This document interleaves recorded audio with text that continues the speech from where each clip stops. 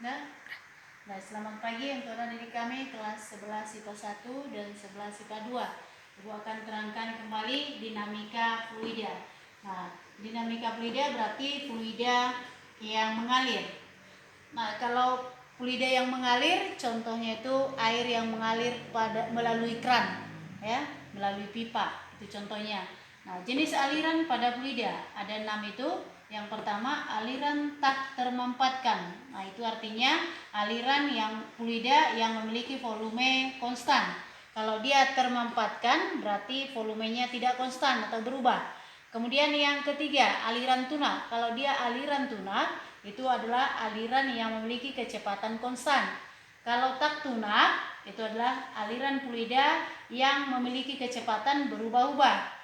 Kemudian aliran kental itu adalah aliran fluida yang memiliki gaya gesek akibat viskositas. Kalau dia aliran tak kental, itu adalah aliran yang tidak dipengaruhi oleh gaya gesek akibat viskositasnya.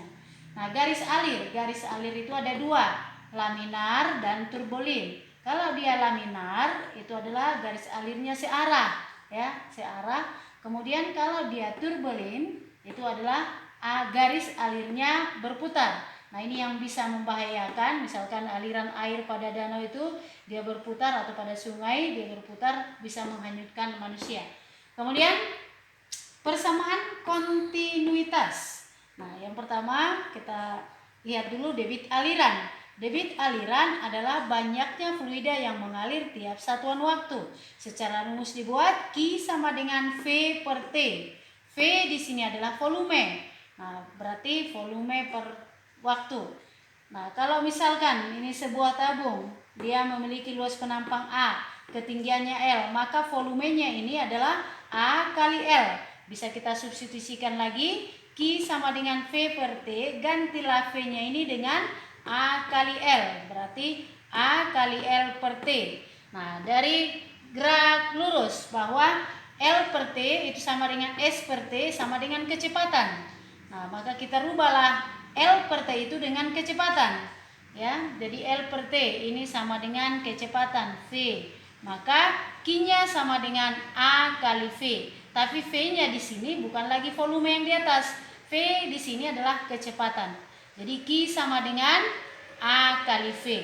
Nah, kemudian jika fluida mengalir dari pipa besar ke pipa kecil, misalkan ini, airnya mengalir dari pipa besar kemudian ke pipa kecil. Nah, luas penampang besar A1, bergerak dengan kecepatan V1, jarak yang ditempuhnya X1, mengalir ke luas penampang kecil dengan kecepatan V2, luas penampangnya A2, kemudian jarak tempuhnya X2. Nah, maka massa fluida yang mengalir pada A1, massa fluidanya mencari massa Rho kali V, berarti M1-nya Rho1 kali V1. Rho1 kali, gantilah V di sini, ya, itu dengan A kali X, itu tadi nih, luas kali panjang, ya. Jadi bisa kita buat persamanya menjadi Rho1 kali A1 kali X1 sama dengan Rho1 kali A1 kali, kita ganti X-nya nih, mencari X itu adalah V kali T. Nah, tapi V-nya di sini adalah P1, T-nya adalah delta T.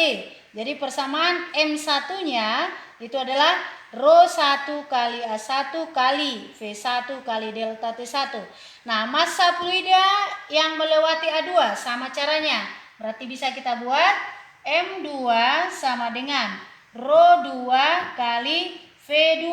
Kita ganti V-nya. Rho2 kali, ganti V dengan A kali X. A2 kali X2. Kemudian kita ganti lagi X2-nya. Ya, Rho2 kali A2, ganti X2-nya dengan V2. Oh, ini kecepatan ya, kali delta T. Nah, kemudian untuk aliran tunak, massanya sama, M1 sama dengan M2. Dan tak termampatkan, Rho1 sama dengan Rho2. Berarti kalau M1-nya sama dengan M2, kita pindahkan tadi. Rho1, mencari M1, Rho1 kali A1 kali P1 kali delta T. Sama dengan Rho2 kali A2 kali V2 kali delta T. Sama-sama bagi delta T, habis. Nah, karena sama tadi rho-nya habis, rho 1 sama dengan rho 2. Maka tinggal A1 kali P1 sama dengan A2 kali V2. Inilah yang disebut dengan persamaan kontinuitas atau Q1 sama dengan Q2 atau Q-nya itu konstan. Debit alirannya adalah konstan. Nah, kemudian kita lanjutkan ke ajas Bernoulli. Ya, ajas Bernoulli. Fluida yang mengalir dalam pipa memiliki ketinggian H1. Ini ketinggian H1-nya. Ya, luas penampangnya A1. Ke ketinggian H2. Ini ketinggian H2, luas penampangnya H2. Maka prinsip yang kita pakai di sini adalah teorema usaha. Mencari usaha yang dilakukan pada titik 1. Ini titik satunya tadi, ya. Nah, yang luas penampangnya A1, kecepatannya V1. Maka usaha, mencari usaha itu adalah F kali S. Mencari F-nya, ya, dari tekanan kita buat itu. Tekanan adalah gaya per luas. Maka mencari gaya tekanan kali luas. Kita buat W1 sama dengan F1 kali delta X1. Gantilah F1-nya tadi dengan P1 kali A1 kali delta X1. Nah, kemudian mencari W2 sama. Nah, W2-nya ini berharga negatif karena arahnya ini arah berlawanan dengan arah aliran. Nah, misalkan kalau sebuah pipa yang sedang mengalir airnya itu kemudian kita tutup, maka di tangan kita itu akan terasa tekanan airnya itu, ya. Nah, maka arahnya itu berlawanan dengan arah aliran pertama. Jadi W2 sama dengan min F2 kali delta X2. Gantilah F2-nya dengan P2, ini minus ya, min P2 kali A2 kali delta X2, ya. Maka W2-nya itu sama dengan P2 kali V2.